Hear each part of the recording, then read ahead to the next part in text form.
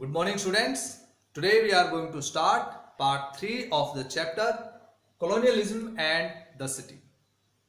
In the previous video, we discussed about the policies adopted by the British in Delhi, especially after 1857. What kinds of changes were occurred? What kinds of steps were taken by the British in Delhi after 1857 revolution? Here in this video we will discuss about planning a new capital with the help of some subtopics like Delhi Darbar. Delhi Darbar 1877, the first Delhi Darbar. Lord Lytton was the Viceroy. Lord Lytton was the Viceroy of India at that time. He organized a Delhi Darbar on 1st January 1877 to proclaim Queen Victoria as the Empress of India. Queen Victoria as the Empress of India. You know that all kinds of celebrations and events were organized in the capital city of the British. But this time, why this proclamation or big event was convened in Delhi and Delhi Darbar was organized in 1877? Because the British considered the importance of Delhi. They knew that what was the importance of Delhi. Delhi played very important role in the revolution. The people of Delhi completely opposed the British. They proclaimed Bahadur Shah Jafar as their emperor. Right? So British wanted to show their power with pomp and show. Clear? They wanted to show their power in Delhi after 1857 revolution. So in 1877 when Queen Victoria became the Empress, she was declared the Empress of India also in 1877. And in spite of that, at that time the capital of India was Calcutta. But Darbar was organized in Delhi. So it was known as Delhi Darbar 1877.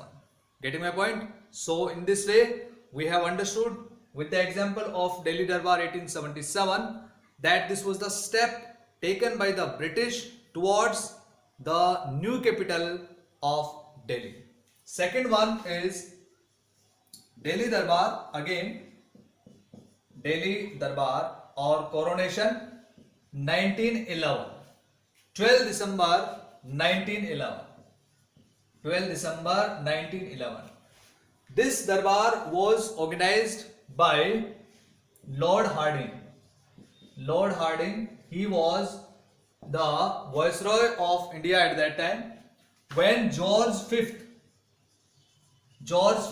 became the King of Britain, so he was proclaimed as the Emperor of India in 1911. Delhi Darbar is very famous for two big changes. Two decisions were taken. The first decision was that Delhi became the capital. Delhi was announced as capital of the British India. First. Second was that Bengal partition was cancelled. That Bengal partition that was done by Lord Curzon in 1905, that was cancelled. According to Bengal partition, Bengal was divided into two parts, West Bengal and East Bengal in 1905 by Lord Curzon, you remember, right? So it was cancelled because of the opposition and Swadeshi boycott movement by the extremist leaders of Congress. So after that, according to Delhi Darbar, in Delhi Darbar, two decisions were taken.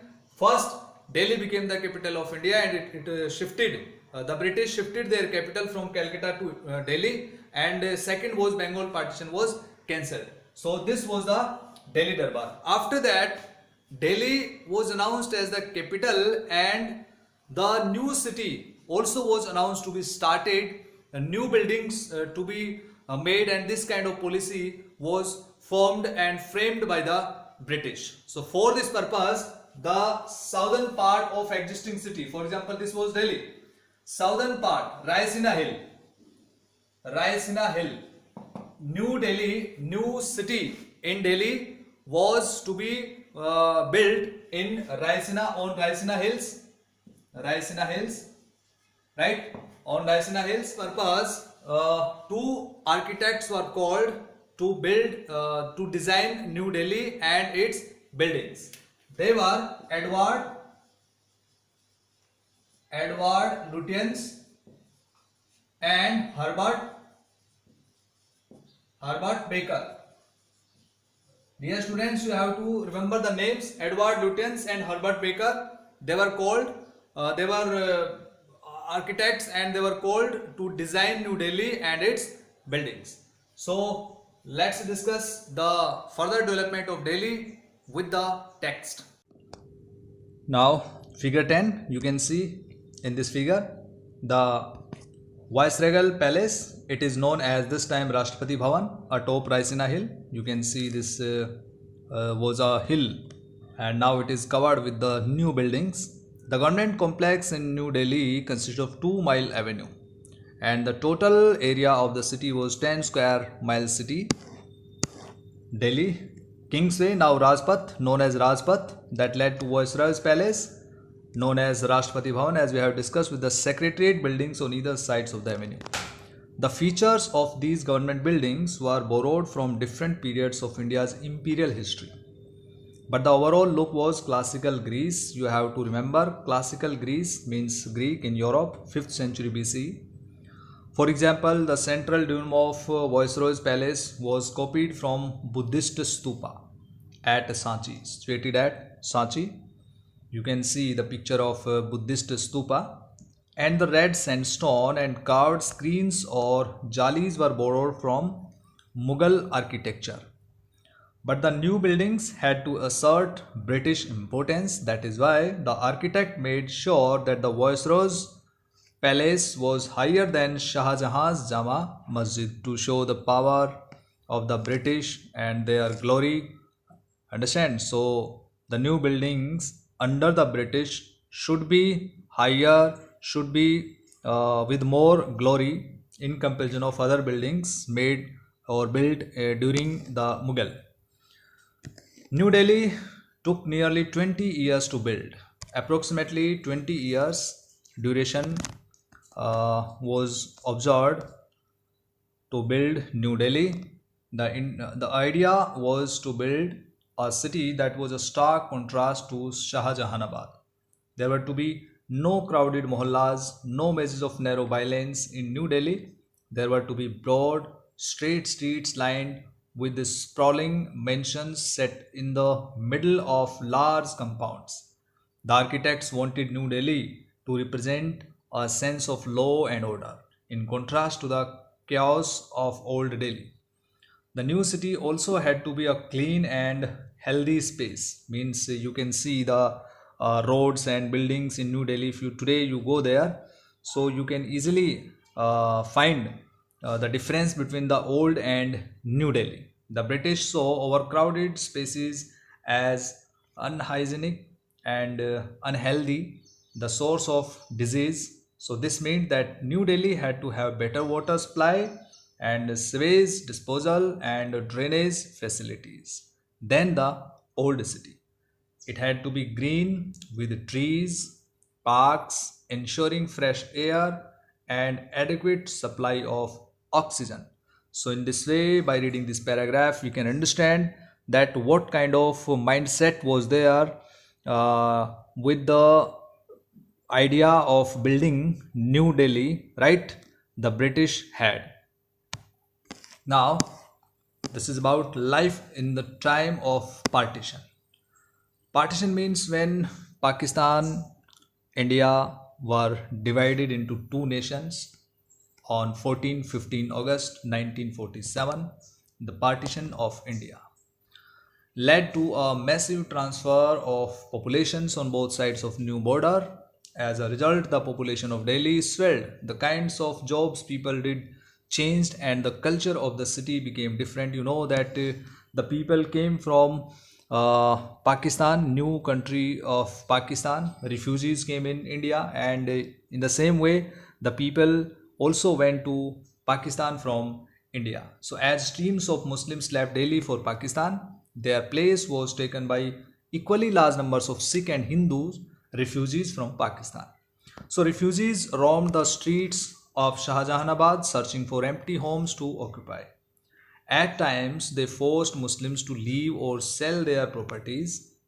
Over two-thirds of Delhi Muslims migrated. Almost 44,000 homes were abandoned, and terrorized Muslims lived in makeshift camps till they could leave for Pakistan. So, in this way, the annexations of the Muslims were taken by Sikhs and Hindus. At the same time, Delhi became a city of refugees. Nearly 5 lakh people were added to Delhi's population, which had a little over 8 lakh people in 1951 at this time. Most of these migrants were from Punjab. They stayed in camps, schools, military barracks, and gardens, hoping to build new homes. Some got the opportunity to occupy residences that had been vacated. Others were housed in refugee colonies. New colonies such as Lajpat Nagar, Tilak Nagar came up at this time. Shops and stalls were set up to cater to the demands of the migrants. Schools and colleges were also opened, so new changes were observed during the partition of India. The skills and occupations of the refugees were quite different from those of the people they replaced, because people came from Pakistan, they were skilled in different or in separate works. The people who left Delhi also were differently skilled. Many of the Muslims who went to Pakistan were artisans, petty traders, and laborers. The new migrants coming to Delhi were rural landlords, lawyers, teachers, traders, and small shopkeepers. So, partition changed their lives and their occupations. They had to take up new jobs as hawkers, vendors, carpenters, and ironsmiths. Many, however, proposed in their new businesses. So, the large migration from Punjab changed the social milieu of Delhi. An urban culture largely based on Urdu was overshadowed by new tastes and sensibilities in food, dress, and the arts. So, dear students, in this way, we have seen the changes in Delhi after the partition, right? And after the revolution, we studied about Delhi Darbar and 1877, and after that in 1911, the development of New Delhi, right, by the new architects, and then during the partition, changes in Delhi. So you have to revise the chapter, you have to read the chapter with the help of this text. Thank you. Have a nice day.